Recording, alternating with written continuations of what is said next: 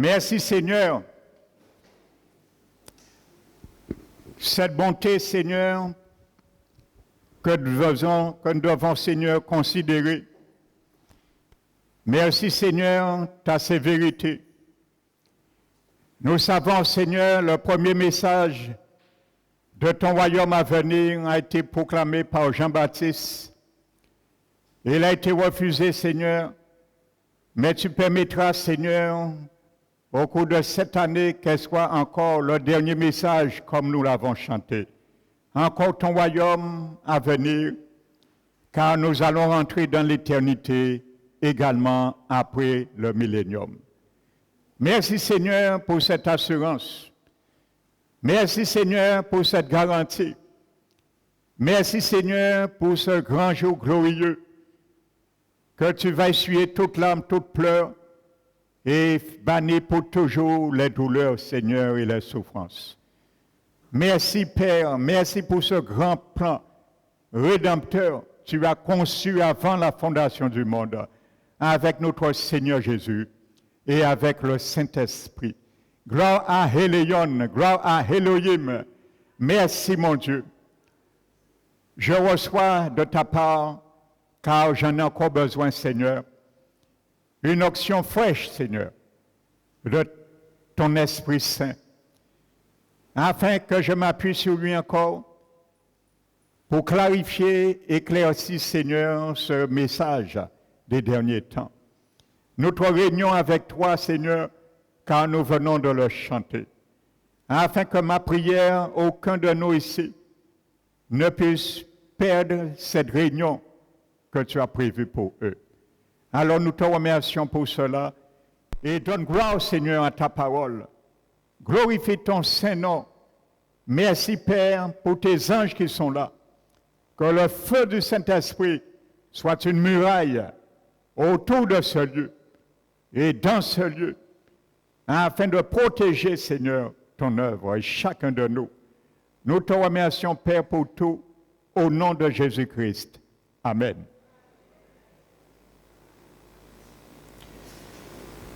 Alléluia. Je vous salue, frères et sœurs, fraternellement, dans le nom de notre Seigneur Jésus-Christ. Amen. Donc, soyez les bienvenus. Amen. Donc, ce matin, comme il a été annoncé, je vais m'entretenir avec vous avec la plus grande révélation que Dieu a donnée à son peuple.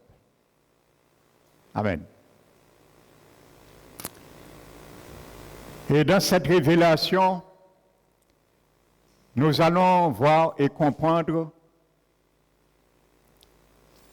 plus que jamais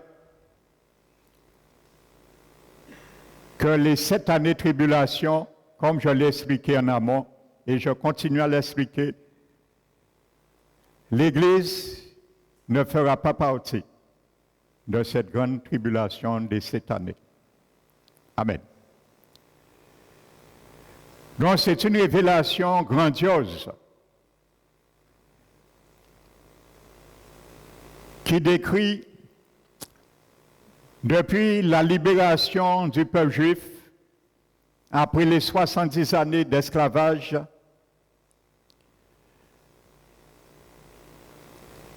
la venue de notre Seigneur, la crucifixion et à son deuxième venue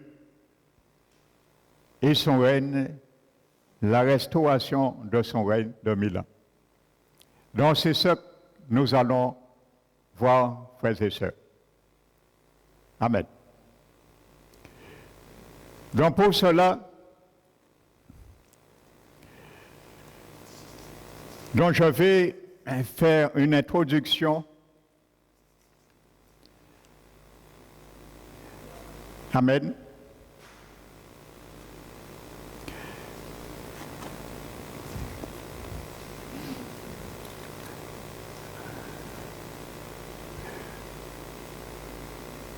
Vous savez, je discutais hier avec quelqu'un et ce n'est pas un hasard. Cette personne me pose quelques questions concernant l'élèvement de l'Église. Et qui me dit que, selon ce qu'elle a compris et entendu de beaucoup de pasteurs, parce qu'elle est de passage en Guadeloupe, cette personne, que l'Église ne peut pas être enlevée. Et ils vont suivre la tribulation. Alors, je lui dis, tu sais, je suis en train de porter actuellement à l'Église ce thème. Et je ne vais pas m'étendre trop avec toi parce que ce serait trop long. Mais je lui ai donné quelques indices. Et vous savez, les questions qu'elle m'a posées, ce sont vraiment les questions les plus sensibles que moi j'ai ciblées pendant les 3 derniers dimanches. Voyez. Et en finalité, elle me disait, cette personne qui est chrétienne, qu'il y a beaucoup de pasteurs et pourtant, chacun explique à leur manière. Alors je lui ai dit, certes, ce n'est pas de dire une chose, mais il faut pouvoir l'expliquer, la faire comprendre. Vous savez, je comprends quelque chose. Ça, c'est mon avis. Hein? Beaucoup de chrétiens se réfèrent et ils veulent entendre, à mon avis, selon les discours de certains, j'ai déjà discuté, ils cherchent à entendre, je ne dis pas que c'était la pensée ou l'intention de cette personne que je viens vous citer. Ils veulent penser que l'Église fera partie des tribulations, du moins les 3 premiers ennemis. Pourquoi? C'est parce qu'ils veulent chercher un échappatoire. Je m'explique. Et je dis les choses clairement. En pensant que l'Église verra l'Antichrist avant, ils mettent dans leur tête, ils auront le temps, s'ils ne sont pas dans la bonne voie de Dieu, de se repentir avant l'enlèvement. Donc j'ai compris, il y a cela aussi qui fleurit dans les pensées des chrétiens. Lorsqu'ils entendent l'Évangile, au lieu de se mettre en règle avec Dieu, mais ils cherchent à dire, mais comme l'Antichrist, l'Église va avoir l'Antichrist avant, donc nous aurons le temps. Mais tu n'auras pas le temps parce qu'il n'y a pas de signe. La trompette peut sonner à n'importe quel moment. Et je vais te démontrer que les signes que Jésus a donnés dans Matthieu 24 et 25 ne concernent pas l'Église, parce que l'Église ne sera plus là. Ce sont les signes, et Jésus a mentionné cela comme des douleurs de l'enfantement. Mais ce n'est pas pour l'Église. Et nous allons bien comprendre. Jésus a expliqué cela, les douleurs de l'enfantement. Vous savez, lorsqu'une maman attend un bébé, il y a un moment donné les douleurs de l'enfantement. Ça veut dire que s'il y a les douleurs, c'est parce qu'il y a un enfant qui vient et il y a une bénédiction après les douleurs. Et plus que l'accouchement, les jours s'approchent, plus les douleurs s'intensifient aussi. Mais en finalité, il y a une joie. Parce que quand l'enfant vient au monde, la douleur est passée. Eh bien, Jésus expliquait 6 signes, vous allez voir, dans Matthieu, le Seigneur expliquait 6 signes des douleurs de l'enfantement. Ça veut dire que l'enfantement du monde, des Juifs également, ce sera Jésus, après 7 ans, qui vient restaurer son règne. C'est ça la joie. Mais en attendant que Jésus vienne, il faut que les Juifs et les gentils qui seront là aussi, ils vont voir les choses qui vont permettre à la terre de souffrir ce serait les douleurs de l'enfantement. Ça veut dire avant que Jésus vienne, après les 7 années. C'est ce que Jésus expliquait. Amen. Dans les douleurs de l'enfantement. Amen. Et il y a même, dans l'original grec, il y a un évangile qui parle, quand Jésus dit les douleurs, mais dans l'original hébreu grec, c'est les douleurs de l'enfantement. Amen. Donc je reviens sur ce que je disais. Vous savez, je le répète comme je l'ai dit en préambule, que tu crois que l'enlèvement se fait après les 7 années de tribulation, que tu crois que l'enlèvement se fait après les 3 ans et demi de la tribulation, ou après, avant la tribulation, je disais, ça ne doit pas nous diviser. Mais il faut faire attention. Il y a des doctrines qui ne touchent pas notre salut. Mais il y a des doctrines, il faut faire attention, parce qu'en acceptant ces doctrines, tu peux perdre son salut. Je vous donne un exemple dans la Bible, que le Saint-Esprit m'a interpellé hier sur cela. Regardez, Dieu avait donné à Moïse la manière, la doctrine, je dirais, comment instruire les sacrificateurs pour porter l'arche. Donc Moïse, nous pouvons le considérer comme un pasteur. Donc il avait la doctrine pour instruire les sacrificateurs comment porter l'arche de l'Éternel. Ça, c'était la doctrine inspirée de Dieu, de la parole. Et je dis, cette doctrine, c'était quoi? C'était que les sacrificateurs portent l'arche avec les barres sur leurs épaules et que les barres dépassent l'arche. C'était la doctrine de Moïse. C'est ce que Dieu avait instruit. Amen. Donc, tant ça se ferait comme ça, on suivait cette démarche, considérer c'est la parole de Dieu, les doctrines qui viennent inspirer de Dieu. Rien ne se peut et on est en sécurité. Mais un jour, le roi David, je peux considérer aussi un deuxième pasteur, pour rester dans le contexte que je parle des derniers temps.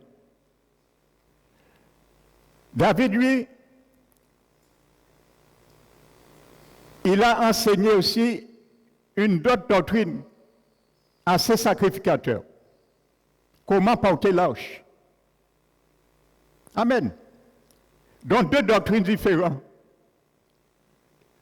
Pour le même usage, comment porter l'arche. Mais David, lui, il a transgressé cette loi. Et il a dit aux sacrificateurs, vous allez prendre l'arche qui se trouve chez Abinadab et vous allez le transporter dans un char avec des chevaux. Amen. Donc il a pris la même doctrine, mais il a interprété comme il le voulait. Et les conséquences, ça a amené la mort. Donc il y a des doctrines, même si tu penses que ce n'est pas grave, mais ça peut t'amener dans la mort spirituelle. Alléluia. Les exemples dans la Bible sont là pour nous ouvrir l'intelligence et comprendre dans quel temps nous vivons. Donc la Bible dit qu'ils ont mis l'arche dans un char, mais ce n'était pas l'interprétation, la bonne interprétation de la Bible, mettre l'arche dans un char. Vous comprenez, je parle spirituellement, dans le contexte que nous vivons. Les conséquences, à un moment donné, les bœufs ont glissé. Amen. Donc, quand tu prends n'importe quelle doctrine, attends-toi un jour que ta vie va glisser aussi. Et si tu ne tiens pas compte de cela, de ce glissement, tu risques d'aller aussi à la mort spirituelle. Un jour, et perdre ton salut. Parce qu'il y a des doctrines qui amènent des chrétiens à perdre leur salut. Je prends un exemple, l'assurance du salut. Une fois sauvé, c'est fini, on ne peut plus perdre notre salut.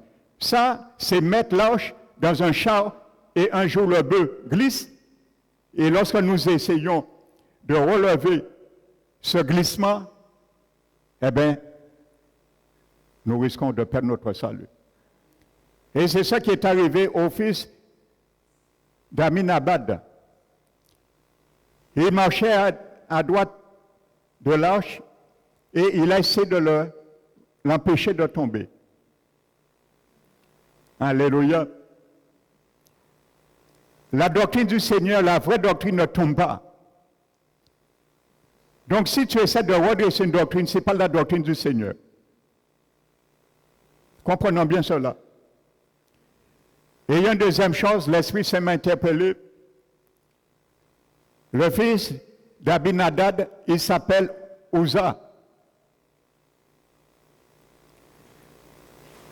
Est-ce que c'est du fait que l'arche est restée trop longtemps chez son père? Et il a désacralisé l'usage de l'arche. Nous pouvons aussi le penser. Vous savez, il y a des gens, lorsqu'ils sont baignés trop longtemps dans la sainte doctrine, ils désacralisent cette doctrine. Et ils disent, bon, ni ma présent, en cas il fait bien, moi.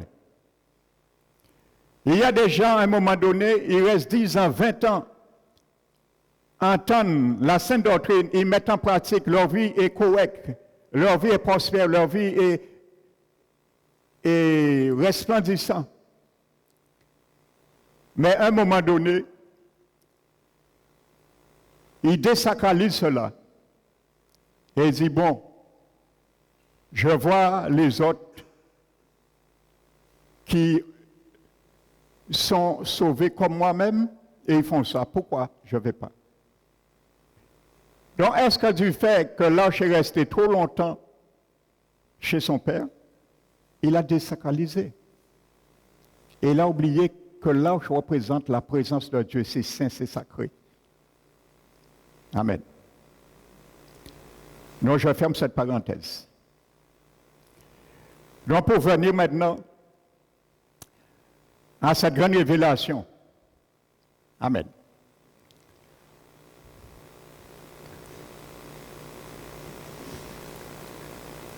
Vous savez, le peuple, parce que voici la genèse de la chose.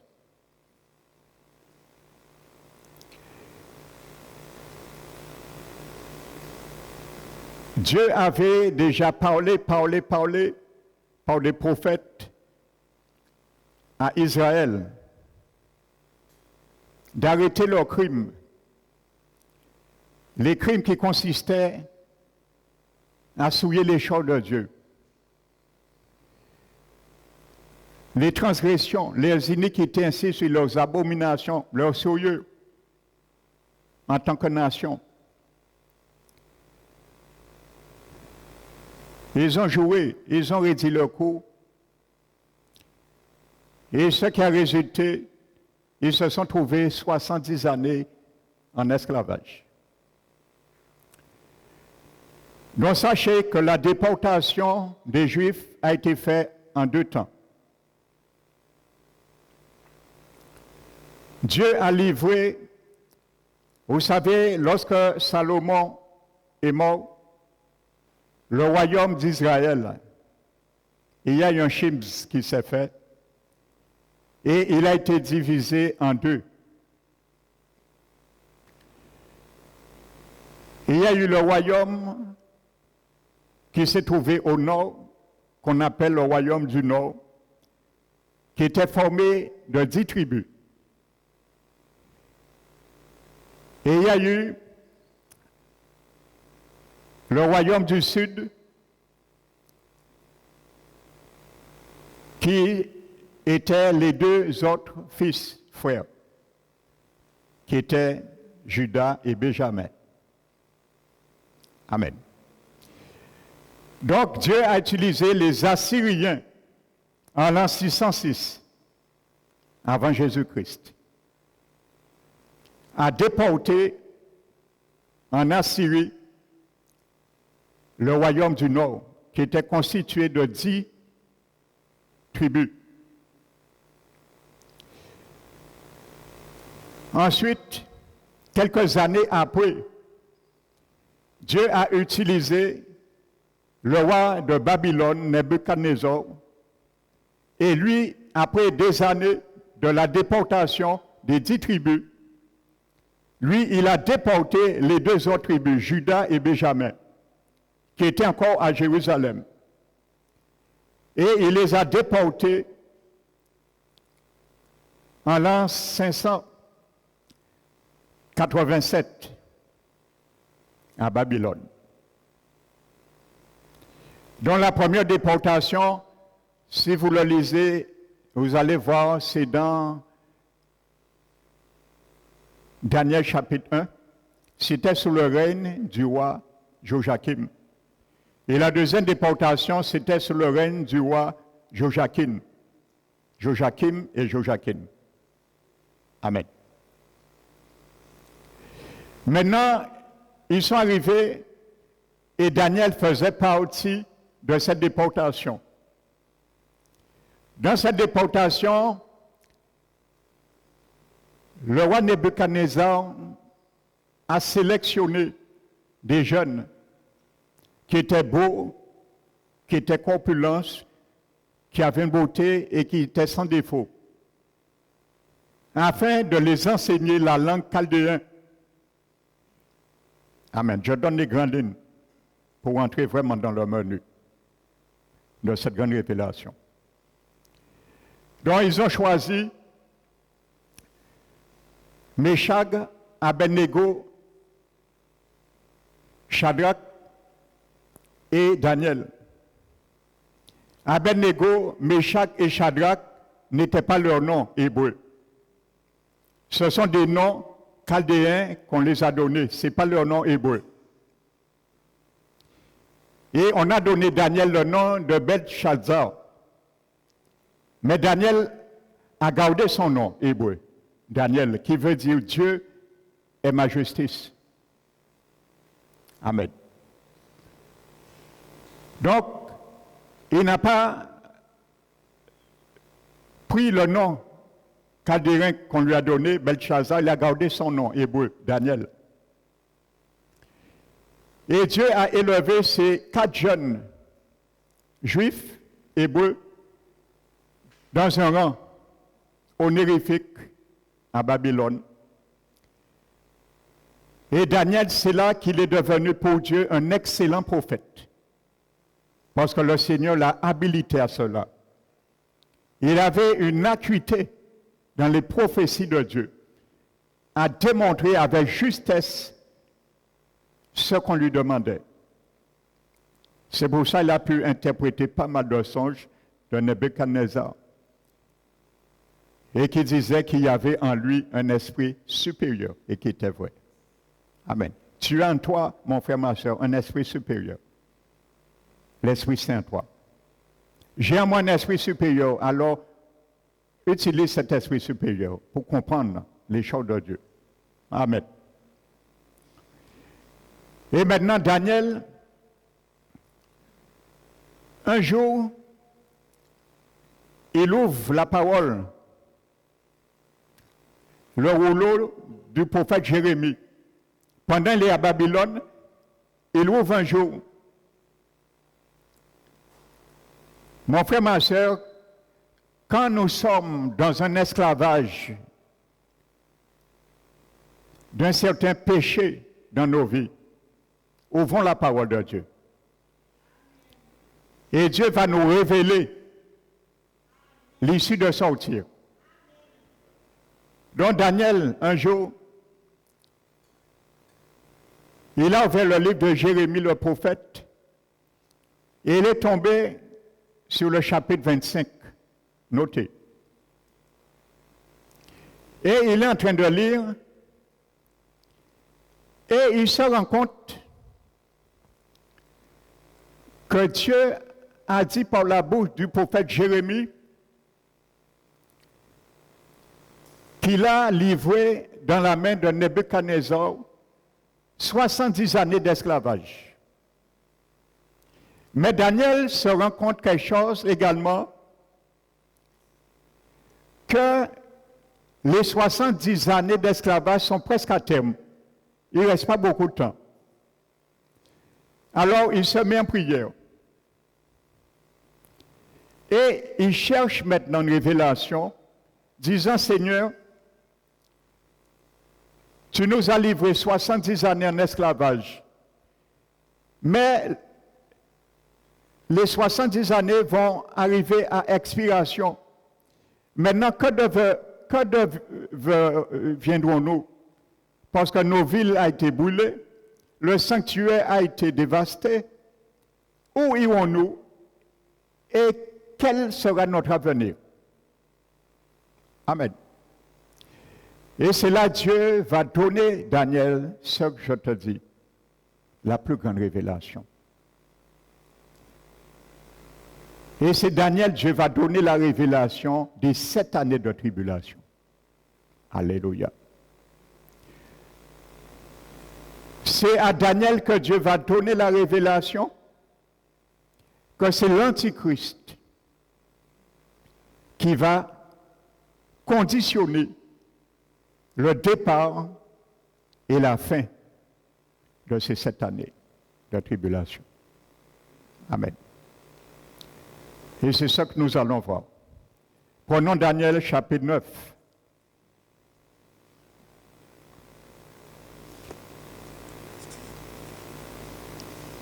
Daniel chapitre 9.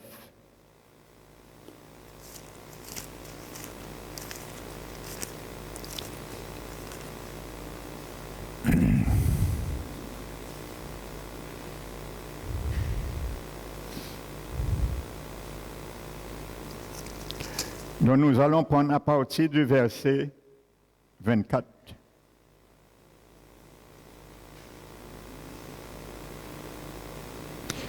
Regardez ce qu'il dit, verset 23. Lorsque tu as commencé à prier, la parole est sortie, et je viens pour l'annoncer car tu es un bien-aimé. Sois attentif à la parole et comprends-la. Vision. Amen. Je veux ce matin, au nom du Saint-Esprit, que tu comprennes la vision de ces 7 années de tribulation qui ne sont pas pour toi. Mais si tu attends de voir l'Antichrist avant de décoller, tu risques d'y rester et de perdre ce décollement qu'on appelle le grand kidnapping. Le vrai kidnapping, prépare-toi pour cela. Jésus vient kidnapper son Église. Alléluia. Amen.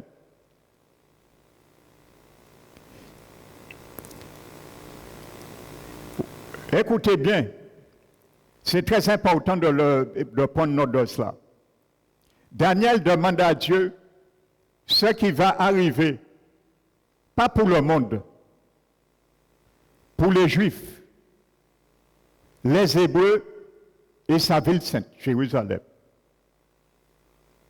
Donc, Dieu va répondre aussi, donner une réponse à Daniel en ce qui concerne le peuple juif et sa ville de Jérusalem. Amen. Il ne donne pas de réponse pour le monde et il ne donne pas de réponse pour l'Église. Parce que, sachez, au moment que Dieu donne cela à Daniel, Daniel ne connaît rien sur l'Église, d'autant plus sur l'enlèvement. L'enlèvement, je vais vous expliquer, c'est un mystère. La seule personne que Dieu a décodé cela, nous l'avons vu dimanche dernier, c'est le patriarche, le 7e après Adam, c'est Enoch.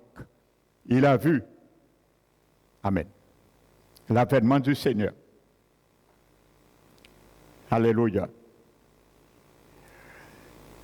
Donc maintenant, le Seigneur dit, 70 semaines ont été fixées sur ton peuple.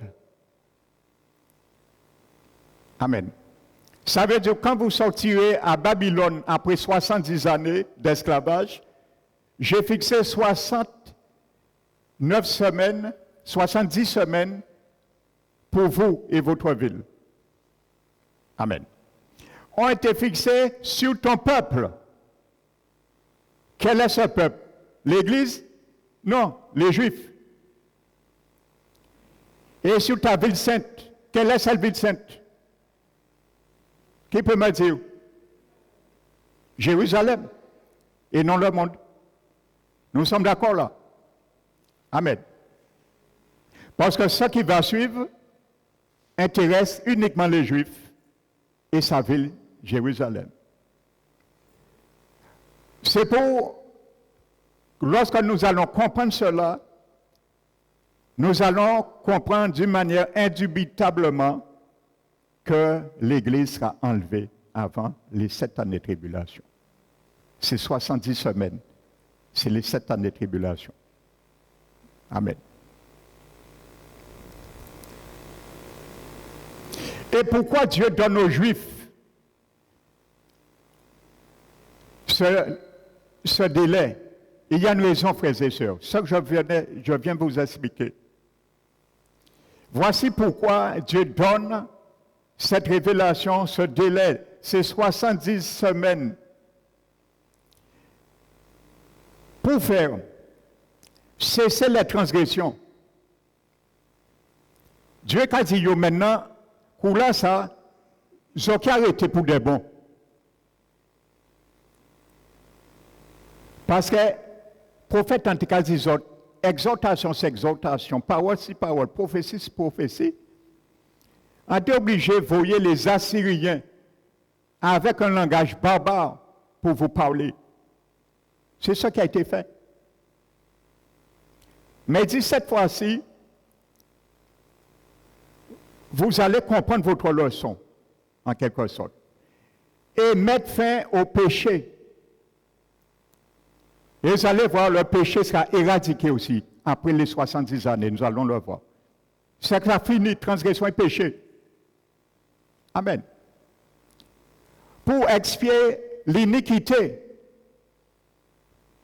et pour amener la justice éternelle. Voici cette raison. Pour sceller la vision et le prophète et pour rendre le Saint des Saints. Je souligne que le mot Saint des Saints, ce n'est pas Jésus qu'on va rendre là. C'est la dédicace du lieu très saint dans le temple du millénium que Jésus va construire lui-même. Et nous avons la révélation.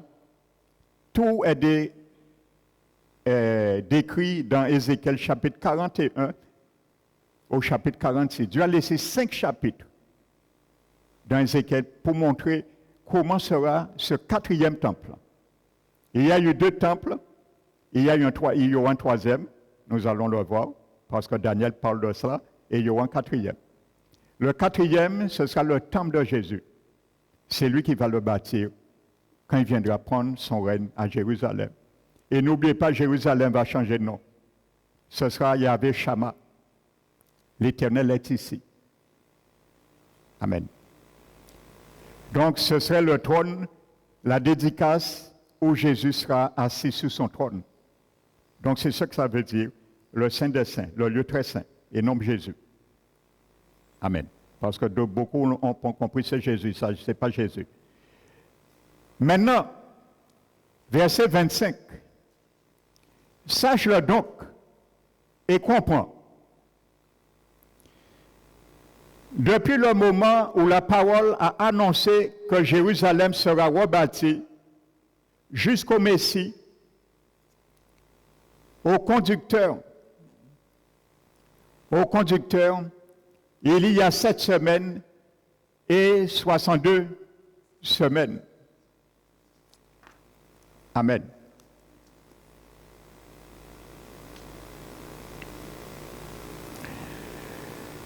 Les places et les fossés seront rétablis, mais en des champs, en des temps fâcheux. Amen. Donc, Dieu, maintenant, rentre dans les détails maintenant de ces 70 semaines et il va les fragmenter. Il dit, Daniel, tu vas commencer, les Juifs, vous allez commencer à compter ces 70 années, semaine prophétique plutôt, le jour qu'il y aura quelqu'un qui va émettre un édit, un décret. Donc quand vous allez entendre quelqu'un donner ce décret pour que vous sortiez à Babylone et vous retournez à Jérusalem, reconstruire Jérusalem, votre ville, et aussi le temple. Amen. Sache, à partir de ce moment, je vais prendre le tableau plus loin, parce qu'il y a des choses, un décompte que je vais bien expliquer, surtout pour nos aînés. Amen. À partir de ce moment, vous savez, lorsque les Juifs vont entendre, il y a quelqu'un qui va décréter, il faut maintenant laisser les Juifs retourner à Jérusalem pour reconstruire la ville et le temple. À ce moment, le Seigneur va prendre 2 horloges, 2 chronomètres. Il va prendre un chronomètre pour les Juifs. Et lorsque nous allons entendre, les Juifs vont entendre ce décret, Dieu met l'horloge, le chronomètre à l'heure pour les Juifs. Et le tic-tac de cette horloge démarre. Amen. Je vais vous montrer à quel moment cette horloge a commencé à faire son tic-tac. C'est dans la Bible. Et à quel moment cette horloge va arrêter de faire son tic-tac. C'est aussi dans la Bible. Amen. Donc Dieu a dit, je veux mettre mon horloge à l'heure et il va commencer à faire son tic-tac lorsque quelqu'un va promulguer le retour de Juifs et de Jérusalem pour rebâtir. Et lorsque l'horloge va faire son tic-tac, jusqu'à la 69e semaine prophétique. Ça veut dire jusqu'au Messie. Amen. Donc il dit, il y aura 7 semaines. Et ensuite, il y aura 62 semaines, qui fait 69 semaines. Jusqu'au loin, au Messie. Amen. Et ensuite, je reviendrai dessus tout à l'heure. Et ensuite, il dit,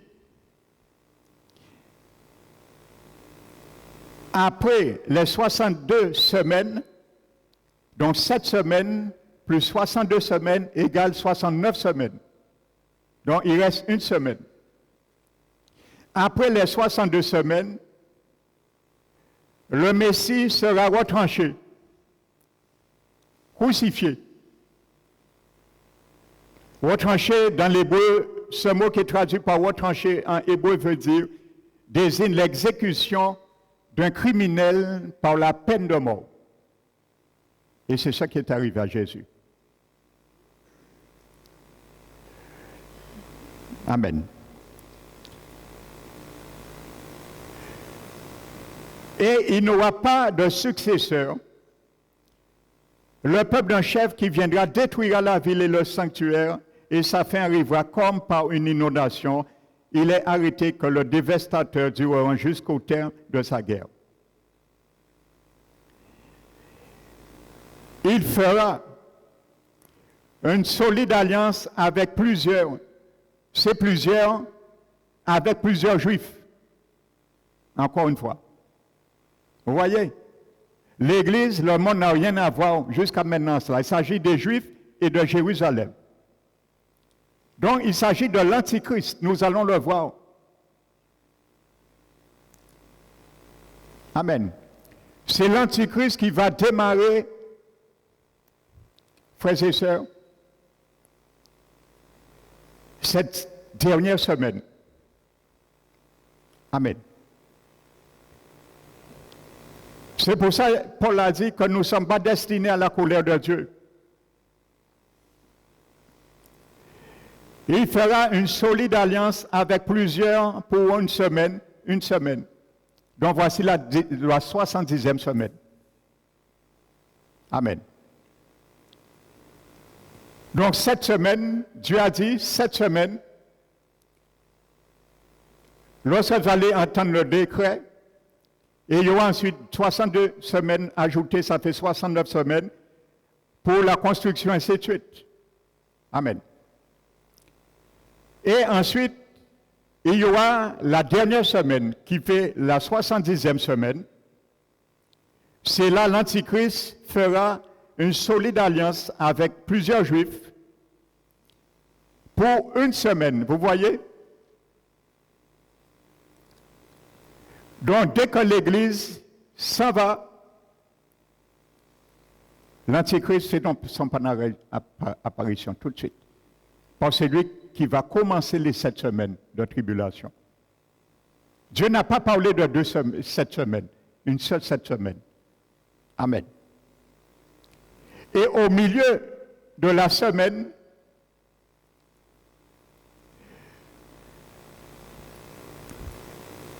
je vais vous expliquer tout à l'heure, il ne s'agit pas, selon le calendrier que Dieu a révélé à Daniel, c'est le calendrier juif de Dieu qu'on appelle le calendrier julien ou solaire, lunaire.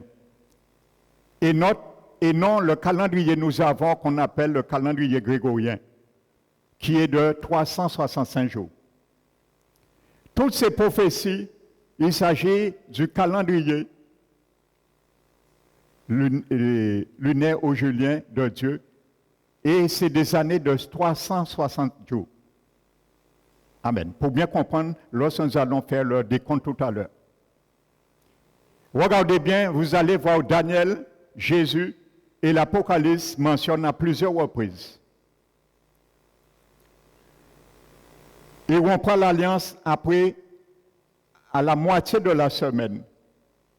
Apocalypse définit cela, soit 42 mois, 1260 jours, ou un temps, des temps et la moitié des temps. Que ce soit un temps, des temps, la moitié des temps, 42 mois, ça fait 1260 jours. Comptez 42 mois par 360 jours. Vous allez voir comment ça fait. Ça fait 1260 jours. Comptez une année de 360 jours, plus 2 années de 365 jours, et plus une demi-année. Vous allez voir, ça fait 1260 jours. Donc, il montre bien que c'est des années de 360 jours qui existaient à l'époque. Amen. Je vais y revenir. Il fera cesser l'offrande, vous voyez, parce que le 3e temple existera au temps de l'Antichrist. Et les Juifs sont en train de préparer, de mettre ça sur place. Amen. Vous savez,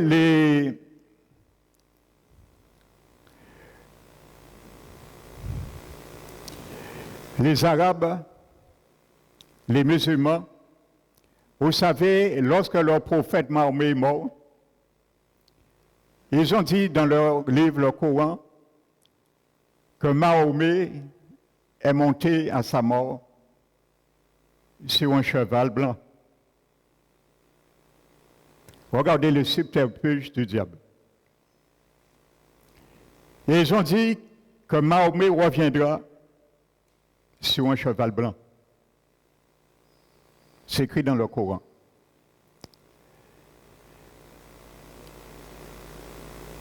Les Juifs attendent leur Messie.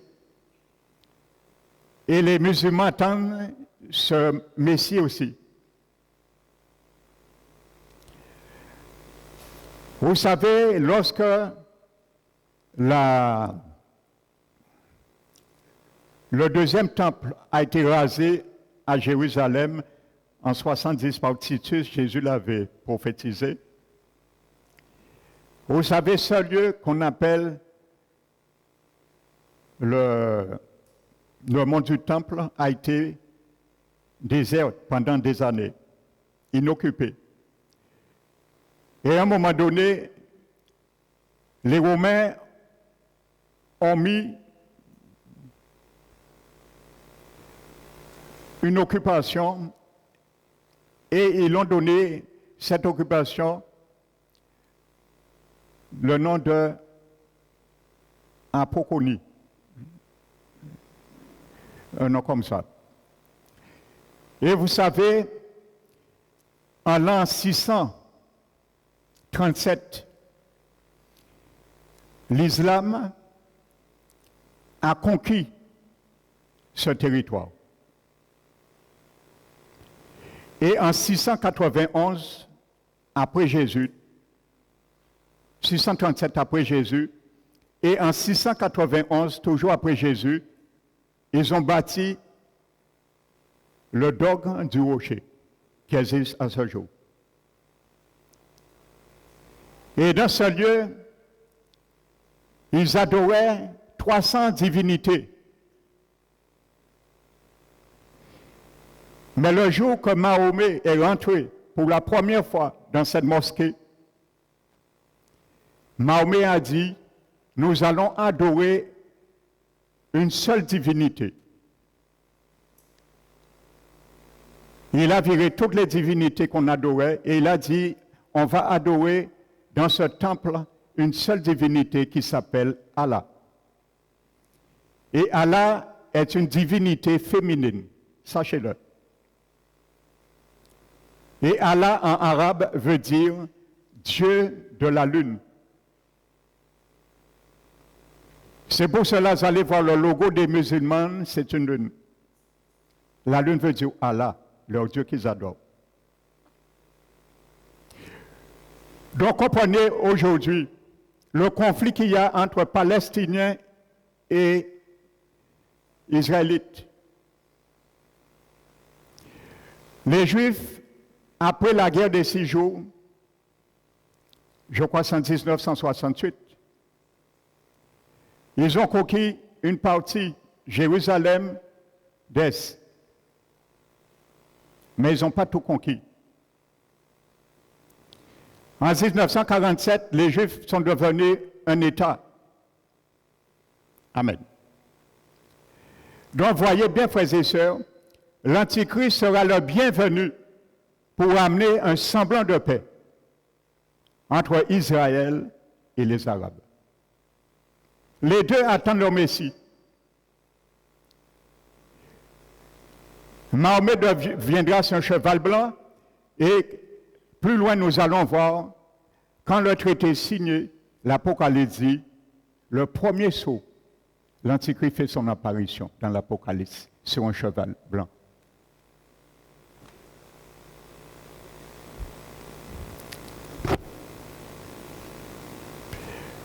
Donc je ferme cette parenthèse. Daniel 27. Au milieu de la semaine, il fera cesser le sacrifice et l'offrande, parce que les sacrifices sanglants vont recommencer, comme ça se faisait. Parce qu'ils vont accepter l'Antichrist comme leur Messie, ou du moins les 3 premières années et demie, et après ils vont se rendre compte qu'ils se sont trompés, c'est le faux Messie. Il fera cesser et le dévastateur commettra les choses les plus abominables jusqu'à ce que la ruine et ce qui a été résolu fondent sur le dévastateur. Et Daniel a prêché, l'a prophétisé plutôt. Amen.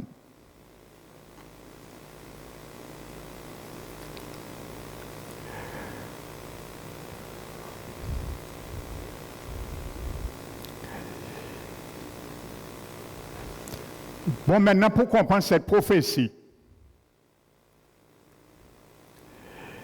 le mot hébreu pour semaine, bien c'est une bonne traduction, mais le mot hébreu pour semaine est le mot Shabua.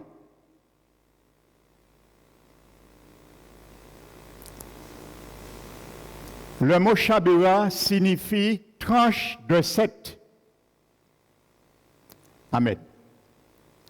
Donc littéralement, Daniel 9, 24 dit 70 tranches de 7 ont été fixées sur ton peuple. Donc, 70 tranches de 7. Amen. Donc, faites le cumul.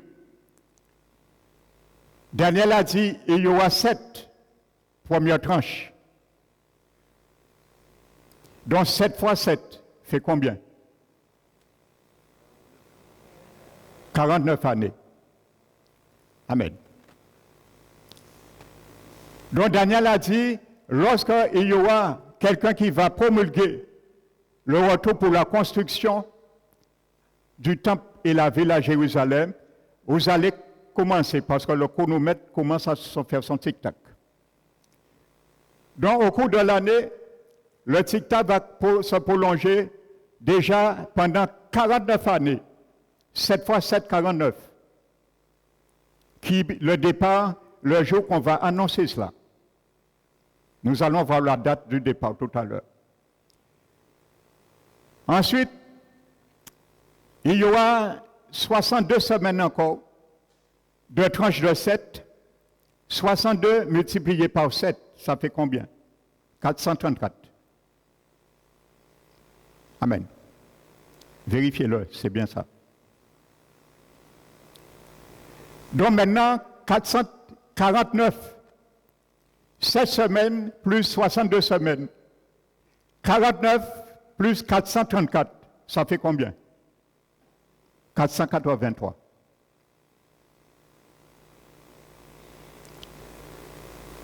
Donc, Dieu a dit Daniel, depuis le jour où quelqu'un va proclamer la reconstruction de Jérusalem jusqu'au Messie, il doit s'écouler 483 années.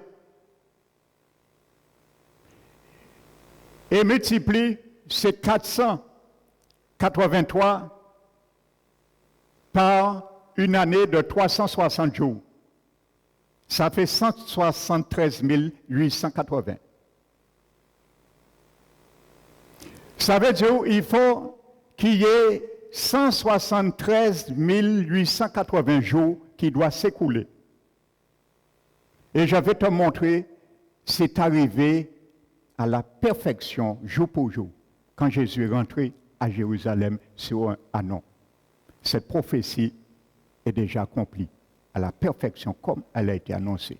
Exactement 173 880 jours, 483 années, c'était accompli. C'est prouvé. Amen. Alléluia. Et il y a la 7e semaine, la dernière, qui n'est pas encore accomplie. Alléluia. Amen. Dans le mot hébreu, pour fixer, parce que 70 semaines ont été fixées. Le mot hébreu pour fixer, c'est le mot shaktak. Shatak. Ça signifie couper, découper, tailler. Donc, voyez, ce sont bien des tranches d'années qui seront découpées par tranches. Ça veut dire que ça ne se fera pas comme ça, découpé. Nous avons vu le découpage, 49 années, un deuxième découpage, 434, et un troisième découpage de 7 années, qui fait 90 années. 483 qui se sont déjà écoulés, plus la dernière année. 7 fait combien? 490 années. Amen. Alléluia. Donc, dans son essence, ce verset dit 70 semaines sont découpées de temps. Amen.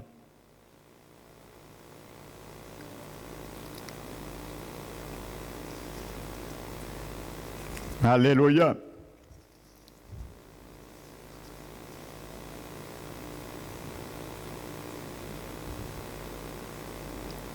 Donc 190 années. Vous savez, regardez ce paradoxe.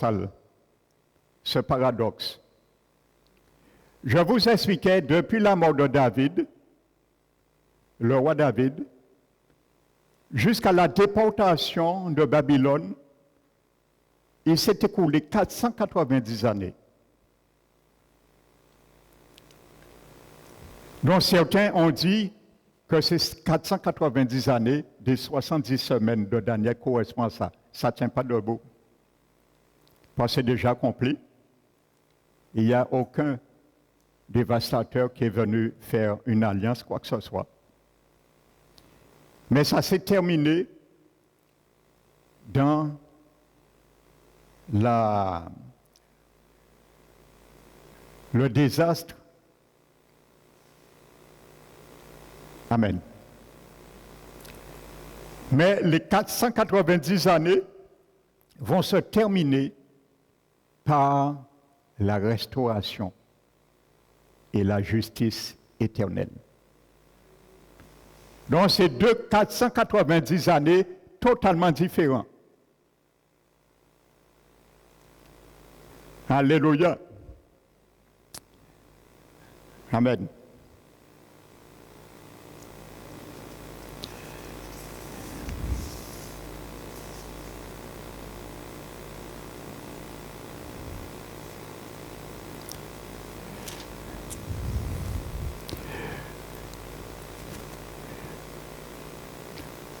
Avant de continuer, je vais vous expliquer quelque chose, frères et sœurs. Faire un parallélisme. Vous savez, Jean-Baptiste a commencé le premier à proclamer « Le royaume des cieux est proche ». Repentez-vous, préparez-vous. Parce que Jésus était venu pour vraiment établir son royaume sur terre. Et vous allez voir, Dieu a mis un bémol sur ce qu'il vient dire à Daniel. Amen. Dieu a donné cette révélation à Daniel sous deux angles. Que Dieu permettrait à Israël pendant 7 années, de reconnaître que Jésus est leur Messie quand il était sur terre. Et si ils n'ont pas accepté ce test, l'examen que Dieu va les éprouver, le Seigneur va ajourner, faire un ajournement de son royaume pour 1000 ans. C'est eux qui ont fait ça. C'est les Juifs qui ont fait si le royaume de Jésus s'est repoussé pour 1000 ans.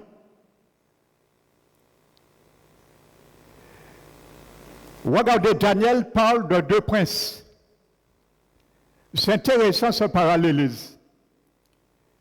Daniel parle de deux princes. Dieu lui parle de deux princes. Il y a un premier prince, c'est Jésus, et il y a un deuxième prince, c'est l'Antichrist. Maintenant, ils auront le choix, pendant les 7 années, d'accepter ce prince qui est le Messie. Et s'ils ne passent pas ce test, cet examen, ils échouent. Dieu va les allouer encore 7 années supplémentaires pour passer vraiment le test, pour recommencer, mais ce ne sera pas avec le même prince, mais ce sera avec le deuxième prince. Amen, l'Antichrist.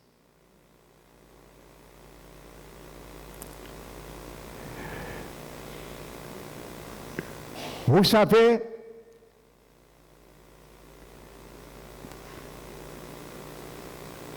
le premier du mois de Nisan, en l'an 25, après Jésus-Christ, jusqu'à la mort de Jésus,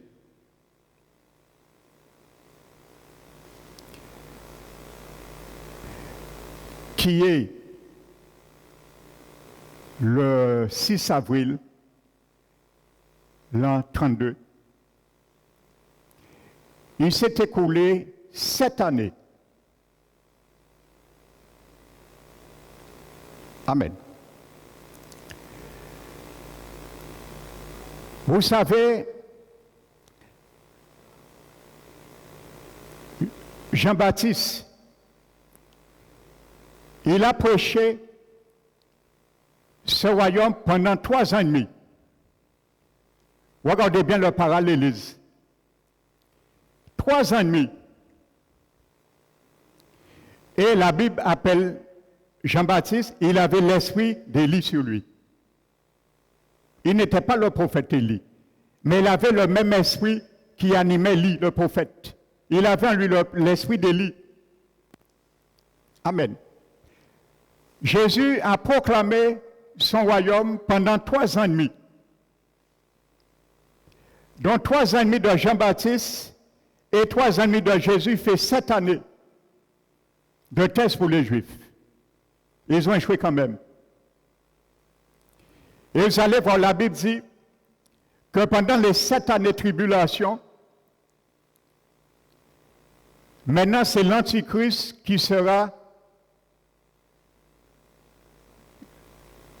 celui qui va les éprouver. Et la Bible nous dit dans l'Apocalypse que le prophète Élie aussi viendra, peut-être après les 5 années des 7 années, et il va prêcher l'évangile, comme Jean-Baptiste l'a fait les 3 premières et demie années. Le vrai prophète Élie viendra aussi. Pendant ces 7 années de tribulation. Donc si les Juifs avaient accepté Jésus le jour qu'il est rentré à Jérusalem, eh bien, vous savez quelque chose, Jésus aurait instauré son royaume de 1000 ans. Il était venu pour cela. Amen. Mais comme les Juifs l'ont refusé, alors qu'est-ce que Jésus va faire maintenant? Je vais vous montrer, quand Jésus est rentré dans Luc chapitre 19, à Jérusalem sur un anon, on l'a proclamé. Seigneur des seigneurs, roi des rois. On a mis des rameaux sur son chemin. Et ils ont proclamé, Hosanna, voici celui qui vient au nom du Seigneur. Paix et gloire dans les cieux. Amen.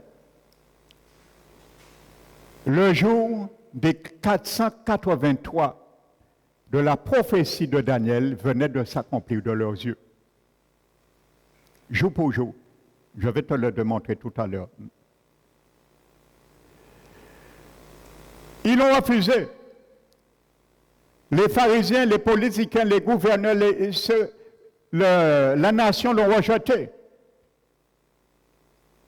Et on a dit à ses disciples, mais faites ces gens se taire.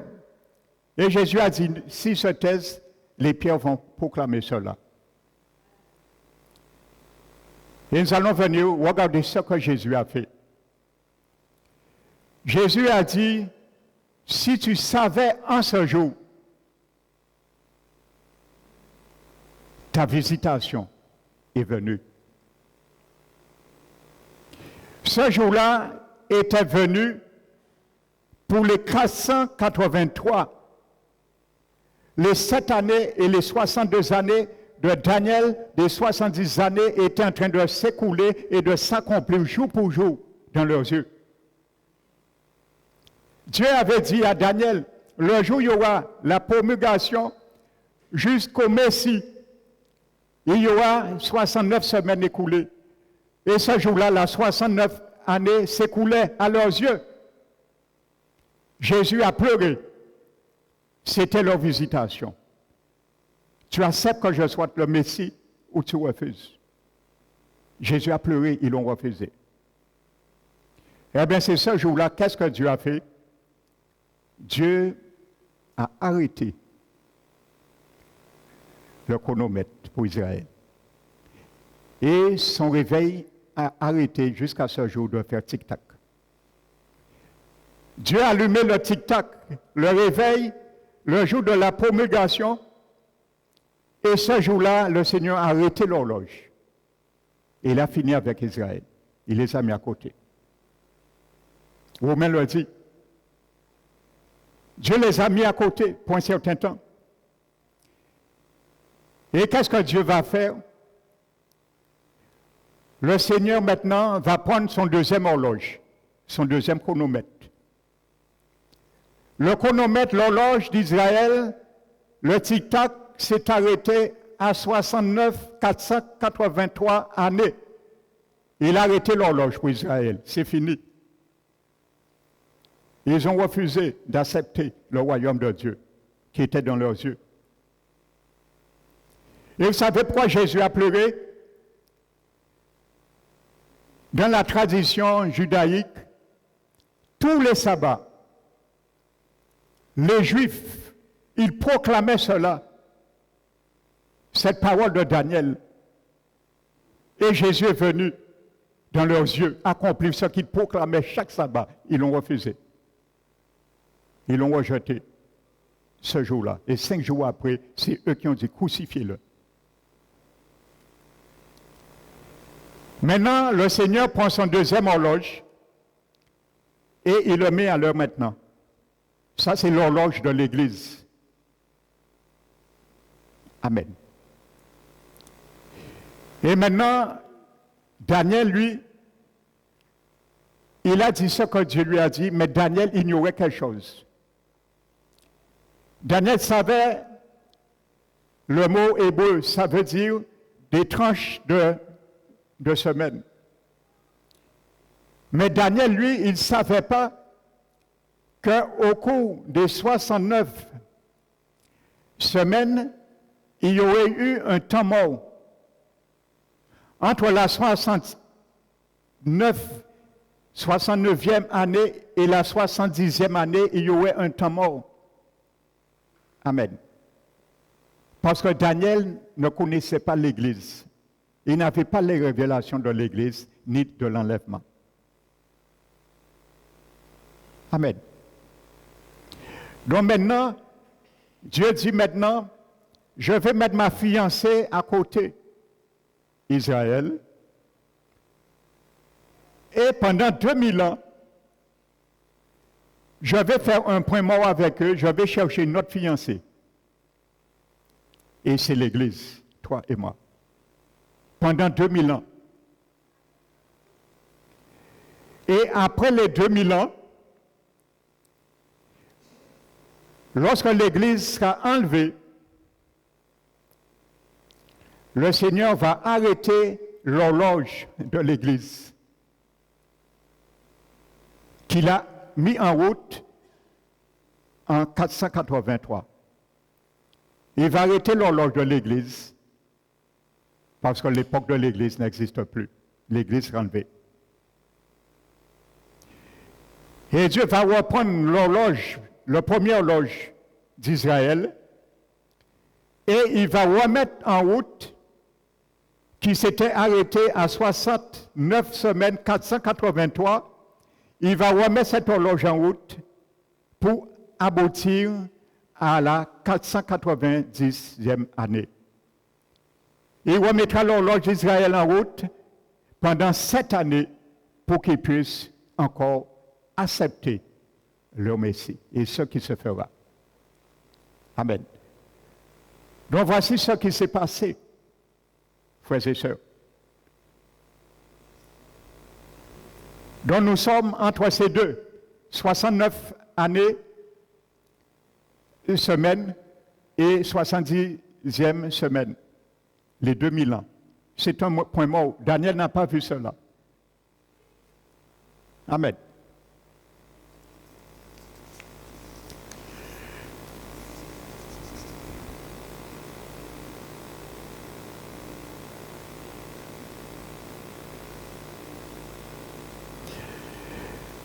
Maintenant, à quel moment l'horloge, la première horloge va démarrer? Je vous disais, ça démarre avec un décret. Donc nous allons voir le décret, à quel moment il a démarré dans la Bible. Parce qu'il a démarré. Si c'est arrêté le jour que Jésus a été refusé comme Messie, c'est parce qu'il a commencé un jour. Amen. Donc ce décret se trouve dans le livre de Néhémie. Néhémie, le chapitre 2.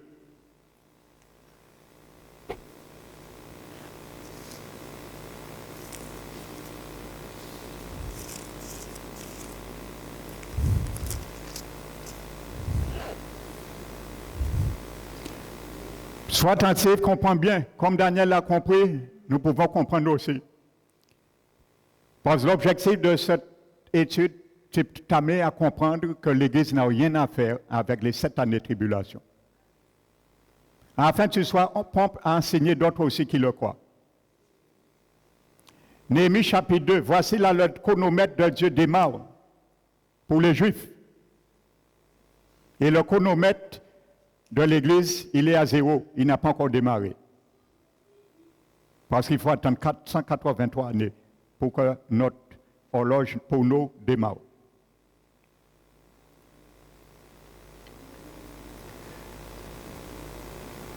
Amen. Verset 9. Le prophète Néhémie.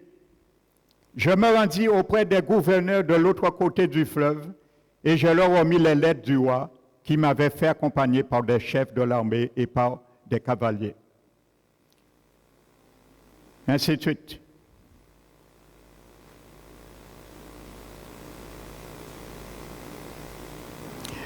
Regardez le verset 5. Et je répondis au roi, si le roi le trouve bon et si ton serviteur lui est agréable, envoie-moi en Juda.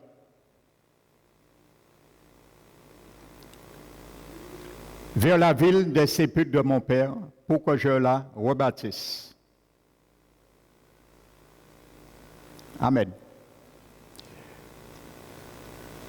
Vous pouvez lire aussi, notez Esdras, chapitre 7.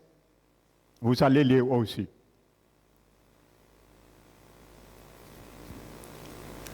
Amen.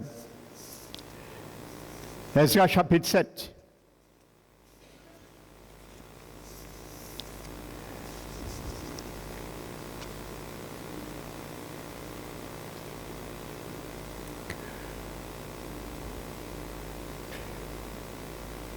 Dans ce décret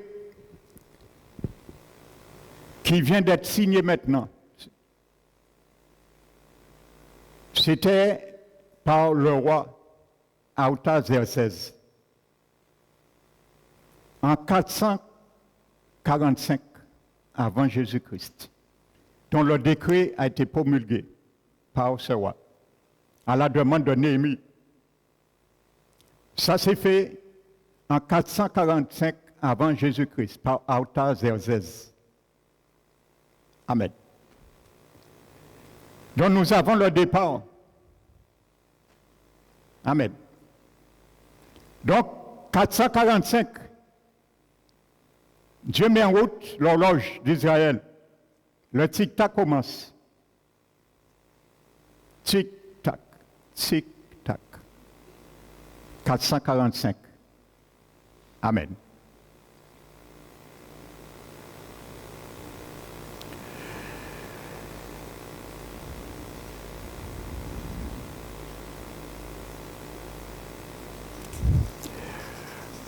Ensuite,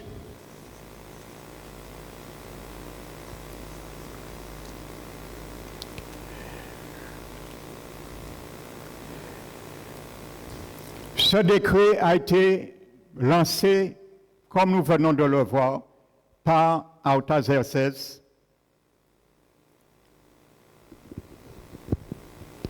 dans Néhémie chapitre 2, le verset 1. Le premier jour du mois de Nisan. Amen. D'après le Talmud, vous savez, le Talmud, c'est une collection d'écrits qui constitue le droit civil et religieux juif. Ça s'appelle le Talmud.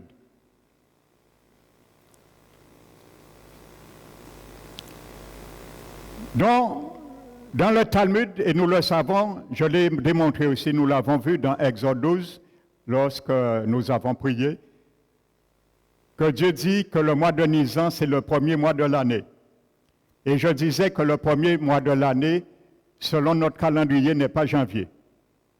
C'est le mois de mars ou avril. C'est ce qu'on appelle le mois de Nisan. Amen. Donc, dans le Talmud, il est considéré comme le nouvel an pour le calcul du règne des rois et pour les fêtes. Effectivement, c'est le nouvel an, le premier mois de l'année. Amen. Donc les Juifs le confirment. Le premier jour du Nisan, dans la 20e année du roi Artaxerxès, était le 14 mars 445 avant Jésus-Christ. Amen.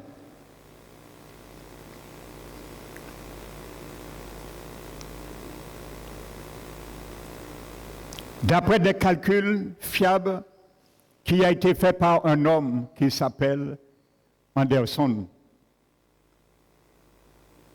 Et il a mis ses calculs dans un registre qu'on appelle le Royal Observatory à Greenwich, en Grande-Bretagne. Avec des recherches, ce décret a été établi le 14 mars. Cette date, c'était le 14 mars 445 avant Jésus-Christ.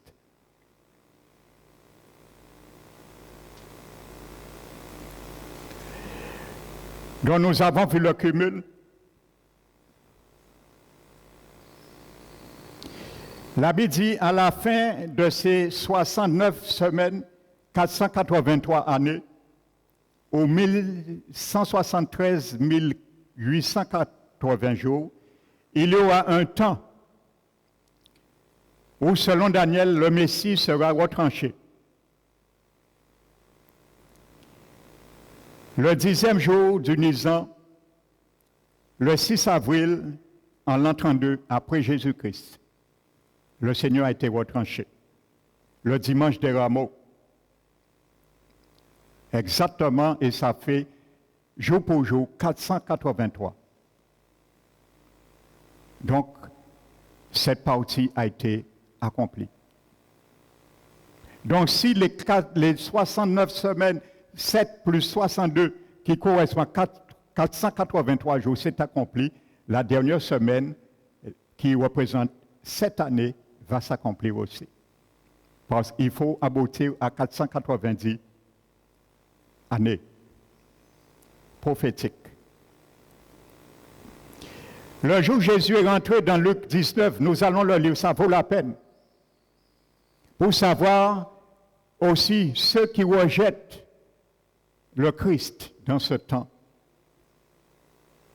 comment c'est grave, frères et sœurs. Amen. Le 10e jour de Nisan, le 6 avril 32, après Jésus-Christ, le dimanche des Rameaux, Jésus est rentré dans Jérusalem et s'est présenté comme le Messie, accomplissant ainsi cette prophétie.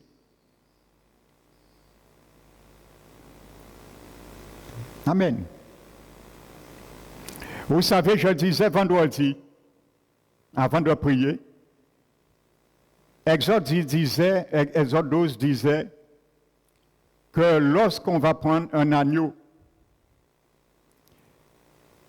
il faut choisir un agneau sans défaut, sans tache.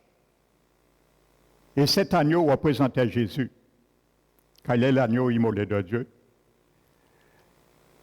Mais on devait prendre cet agneau le 10e jour du mois de Nisan. Mais on ne devait pas tuer l'agneau tout de suite. On devait l'apporter le 10e jour et laisser cet agneau 4 jours en observation. Et le tuer, l'immoler le 14e jour du mois de Nisan. Et spirituellement, j'expliquais, c'était un moyen que si la bête avait des taches, était malade, qu'on puisse avoir le temps de le voir pour le changer. C'est pour ça que Dieu a dit 4 jours. C'est pour observer. Il y a des gens aujourd'hui, ils acceptent n'importe quel Jésus ou n'importe quel agneau immolé en la personne de Jésus. On leur dit, oui, tu peux accepter Jésus et aller dans ta religion.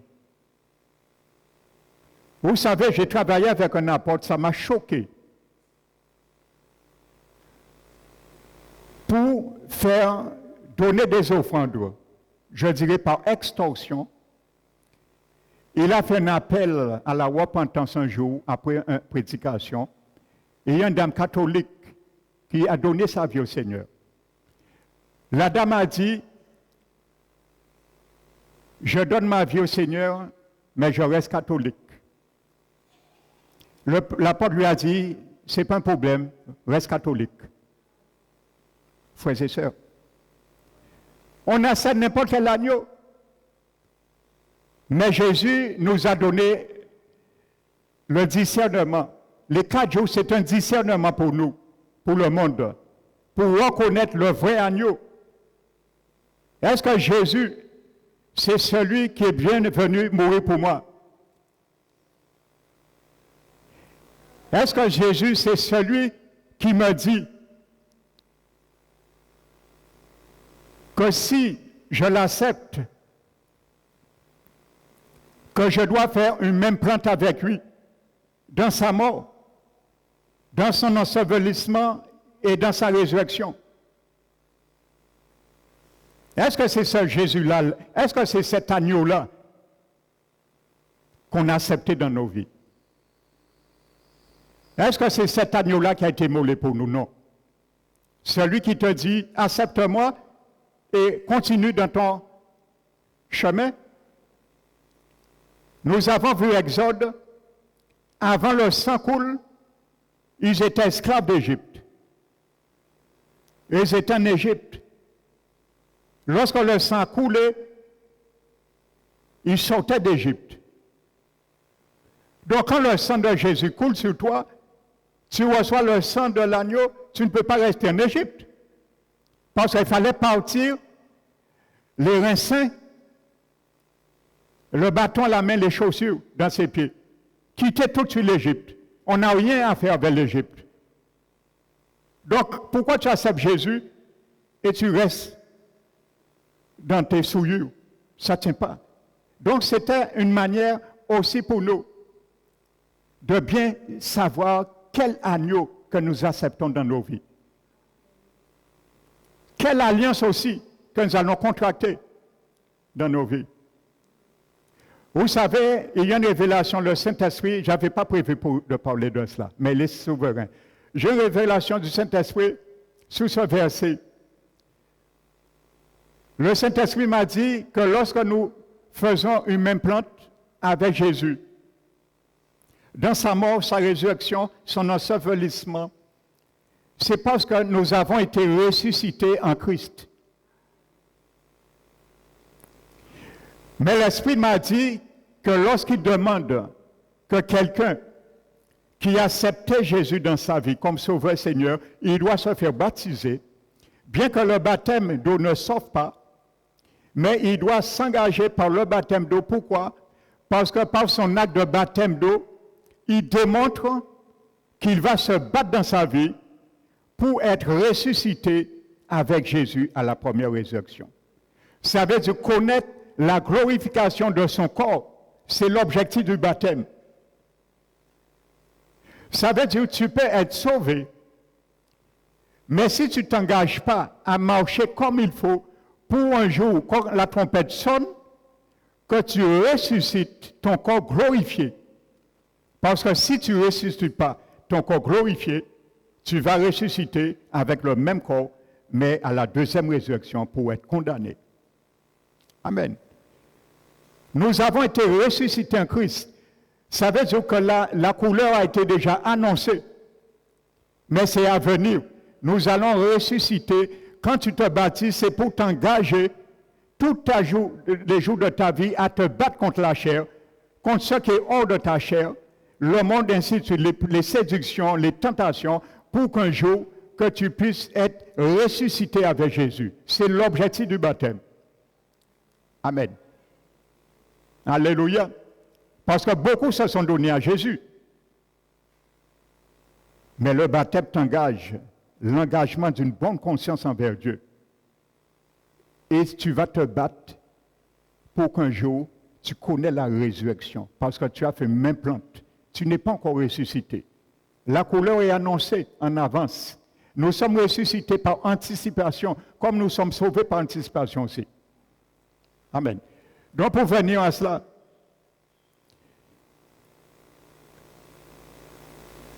Jésus a donné aux Juifs 7 années.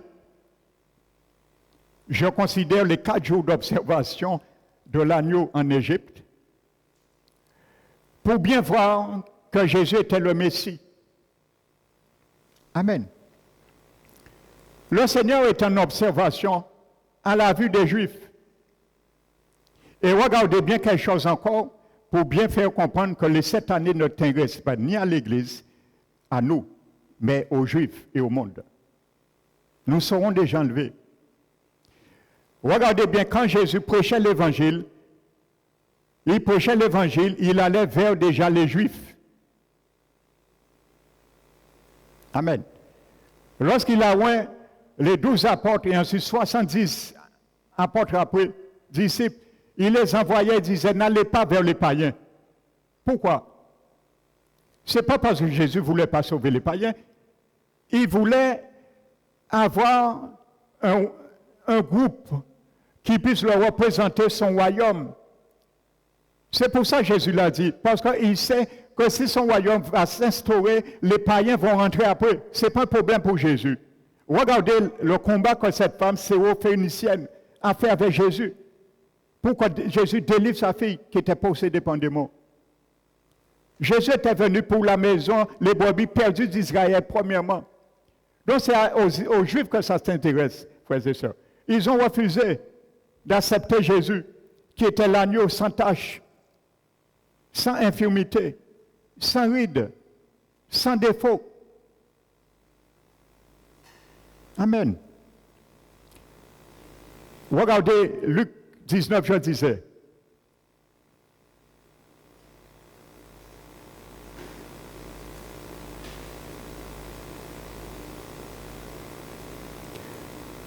Luc 19, ça vaut la peine de le lire.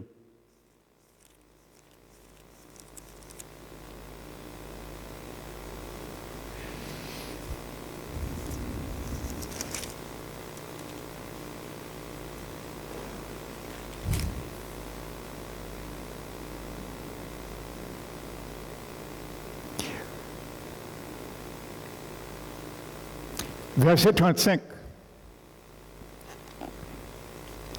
Ils amenèrent à Jésus l'ânon sur lequel ils jetèrent leurs vêtements et firent monter Jésus. Quand il fut en marche, les gens tendirent leurs vêtements sur le chemin. Et lorsque déjà il s'approchait de Jérusalem, il s'approchait bien, parce que l'abbé disait à Daniel, jusqu'au Messie. Amen. Il y aura 69 années prophétiques, semaine prophétique, qui doit s'accomplir. Jésus est rentré ce jour-là pour accomplir ce jour. Et ça s'est accompli exactement depuis 445, le décret, au 6 avril l'an 32.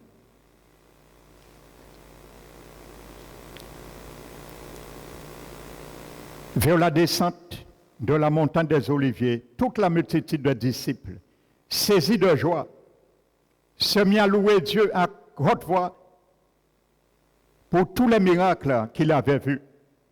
Il disait, béni soit le roi qui vient au nom du Seigneur, paix dans le ciel et gloire dans les cieux très hauts. Les pharisiens, les dirigeants du peuple ont refusé, frères et sœurs. Là, il faut dire à Jésus, Maître, reprends tes disciples. Jésus vient accomplir un des plus grands prophéties de l'univers. Pourquoi dit Jésus, empêchez-vous d'accomplir prophétie. Et Jésus répondit, je vous le dis, si se taisent, les pierres crieront.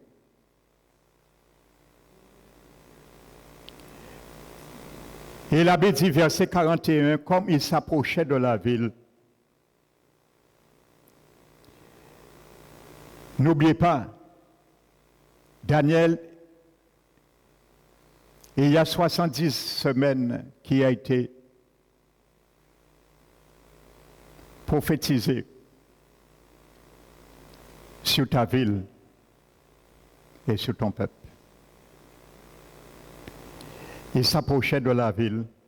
Jésus, la voyant, pleura sur elle. Amen. Et il dit, si toi aussi, au moins en ce jour qui t'est donné, tu connaissais les choses qui t'appartiennent à ta paix. Jésus est venu, le prince de paix, ouvrir un royaume de paix. Mais maintenant, elles sont cachées à tes yeux. Il viendra sur toi des jours où des ennemis t'environnent, ainsi de suite.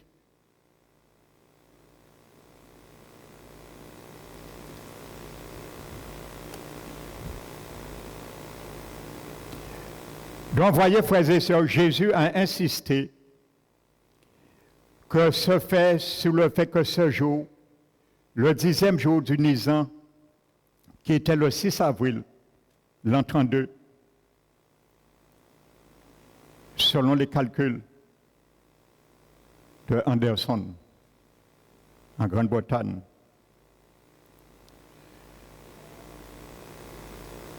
Était très important pour Israël. C'était le temps où tu as été visité. Maintenant, ce temps est devant toi. Choisis. Je suis ton Messie. Nous avons ouvert le royaume là tout de suite. Ou nous avons fait un ajournement. Nous avons réveillé pour un royaume de 1000 ans. Amen. Il devait décider ou accepter Jésus comme le Messie qui lui avait été prophétisé. Donc malgré cela, ils l'ont refusé et 5 jours plus tard, ils l'ont crucifié. Amen.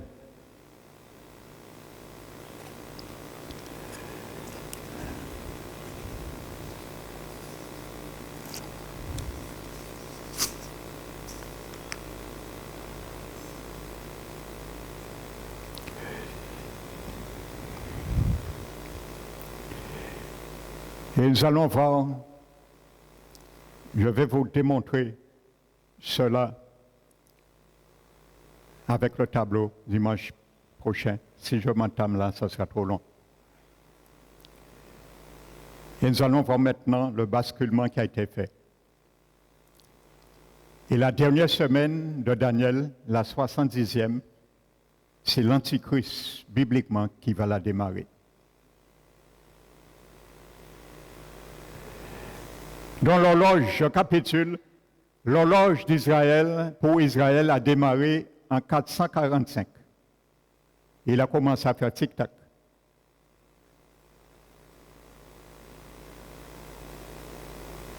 Cette horloge s'est arrêtée après 483 années ou 69 semaines prophétiques. Il s'est arrêté le 6 avril l'an 32. Le jour que Jésus est venu, on l'a rejeté. Et comme Daniel disait, un oin sera retranché. Maintenant, l'horloge d'Israël est à zéro.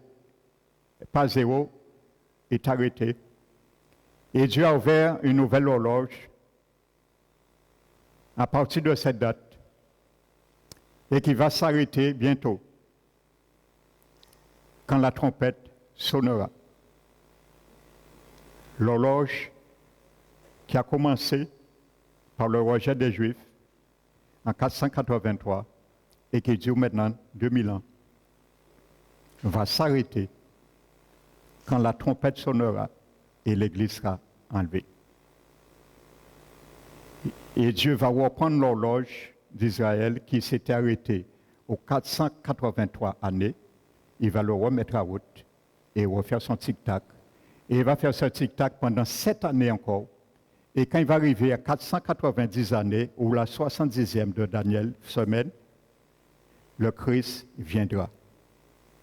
Et lui, il va casser ces deux horloges maintenant. Parce que c'est fini maintenant. Jésus est venu et il a pris le gouvernement de cette terre. Et c'est là, après les 7 années, Jésus revient sur la terre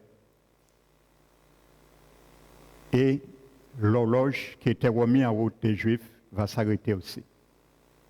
Parce qu'il est venu, Daniel a dit, pour amener la justice éternelle. Ce jour-là, la justice éternelle viendra par Jésus-Christ et qui demeurera pendant 1000 ans parce qu'il n'y aura plus péché. Péché, iniquité, transgression, Daniel a dit, c'est pour cela. Quand Jésus vient sur la terre, il n'y a plus ça. C'est fini. Ésaïe a dit, toute personne vivra au moins 1000 ans. Le moindre rebelle, il sera exterminé. Tout de suite. Il n'y aura pas de rébellion. Hein? Aujourd'hui, on dit aux chrétiens, ne marchez pas comme ça. Il y a dit, oh, parce qu'il a dit. Mais quand Jésus, les 1000 ans, Jésus dira à nous, qui seront les subalternes de Jésus pour enseigner les nations sur la terre pendant 1000 ans, lorsque nous les dirons de ne pas marcher comme ça, si on dit nous non, il va se terminer tout de suite. Il n'y aura pas de rébellion. C'est l'équité et la justice. C'est pour ça que Jésus viendra avec une verge de fer. Le fer ne se casse pas. Ça veut dire que personne ne pourra prendre encore le pouvoir. C'est fini. Une verge de fer. Il n'y aura aucune autorité encore, aucun pouvoir, aucun royaume. Ce qu'il a dit, c'est ce qu'on doit appliquer. Alors prépare-toi pour ça. Parce que si aujourd'hui nous sommes rebelles à la parole de Dieu, ne nous attendons pas que nous allons régner pendant 1000 ans avec Jésus. Alors préparons-nous pour être présents ce jour-là. Alléluia. Amen. Donc que le nom du Seigneur soit béni et glorifié. Alléluia.